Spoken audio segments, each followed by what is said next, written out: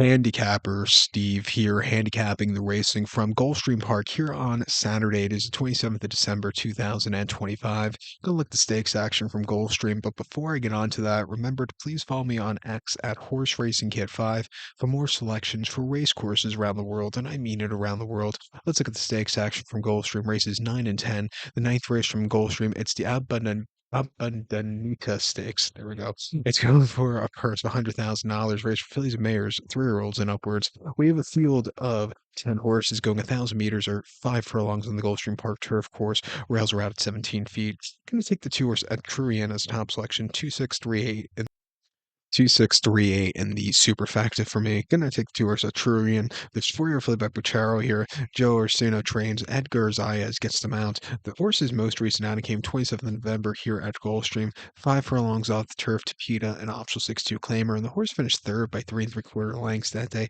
And he just kind of stalked all around the race course. He couldn't catch the winner rate late, who just had the jump on him, but he got down the race course okay. I think max turf, which is his horse's preferred surface, not synthetic. I think he could run a good race here today. I thought he ran terrifically, going 5 furlongs on this turf course, and off 6-2 on Halloween, finishing second by 2 3/4 lengths. Flamingo's way just got away late. Had a better turn of foot from the backpack than this horse, but this horse closed up from a little bit closer to the pace. Not a bad race after all said and done. Ran as good as the winner there, and then a Gulfstream off the bench, 5 furlongs off turf to PETA, and option 62, finishing second by a half length. Staying the pace, he got caught late, but he was flying up front off the bench. I think he needed the race. And prior to that, in the Invisible Revenge at Monmouth, going 5.5 on the turf, he finished fourth by 2 lengths again. Just crumbled late, going 5.5.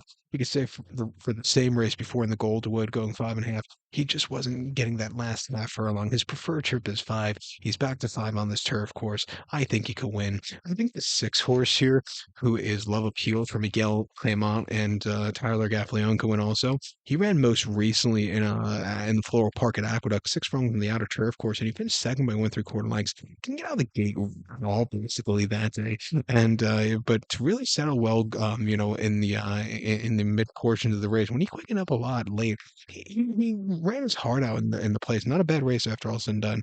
Prior to that, Monmouth 5.5 in the Invisible Revenge, he won by length that day. Coming from mid pack, he really came home clear. And then the final start in the Christoph Barn in the license fee in early May, finishing fourth by 5 lengths. He was just wide, just never getting into it. But he's making his third start here locally at Gulfstream. He hasn't started here in quite a few seasons, but he has a victor on this turf course, and he loves this 5 furlong trip.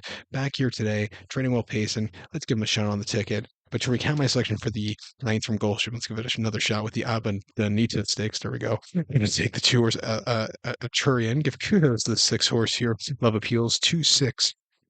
The 2-6 3/8 Super, 2-6 in the multi race. Featured 10th race from Gulfstream. It is the Mr. Prospector Stakes. It's a grade 3 event going for a $150,000 purse. Race for 3-year-olds and upwards here.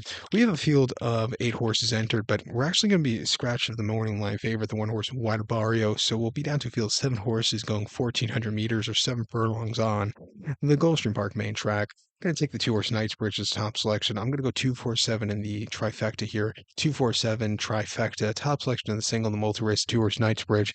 This 4-year-old colt by Nyquist here. Godolphin Doan, Bill Montrains, Junior Alvarado gets the mount. They're in the horse most recently in option 75 at Aqueduct, 7 furlongs in the mud and race, excuse me, by 2 3/4 lengths that day. And basically on the front end, he was a little bit wide, but he kept going. A very good run. This horse seems like he starts once every like 6 months. 6 months prior, a little bit longer actually, 10 months prior here at Gulfstream, the 1 turn mile off 6-2, finished second by 1.5 lengths, and as the 30 cents of the dollar favorite, he was dueling on the front end. He just yielded late. He just couldn't keep up late, but he ran his heart out that day. And then the Perryville, 6 months prior, Keeneland going 7 furlongs. He finished third by a length. The winner had the jump on this horse. He just sat back early, but he was gaining some ground. And then 6 months prior to that, option 75 here at Gulfstream over the 1 turn mile, winning by 9 lengths. 10 cents of the dollar, 136 and 3 for that final mile. He really came home clear. That was a very impressive victor. He won on debut, quite impressively, in a Churchill main specialweight in the fall of 23, winning by 10.5 lengths. He stalked, he quickened up nicely, and he came home clear. Problem with him is he just doesn't start a lot, but when he's on the racetrack, he always runs these good races.